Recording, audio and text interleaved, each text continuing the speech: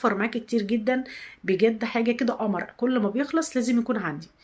انا معايا كيلو من الفول، كنت غسلاه كويس جدا ومنقياه ومنقعاه في الميه من بالليل لحد الصبح.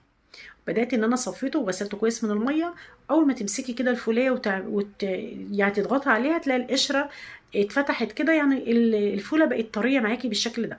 هنزل عليهم بكوبايه من العدس وكوبايه من الرز المصري مغسولين كويس جدا طبعا ومنقياهم وغسلهم كويس جدا. ومعايا عصره ليمونتين وبحط القشر بتاعهم كمان.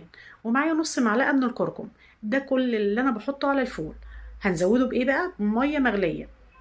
ميه مغليه بس عشان تسرع عمليه التسويه، ممكن ميه عاديه خالص من الحنفيه برضو. بعد كده هنولع عليهم النار، هديهم تقليبه واولع النار كده على نار كده فوق المتوسطه. اول ما يبدا كده ياخد غلوتين ويظهر ريم على الوش بالشكل ده، لان الفول طبعا من البقوليات.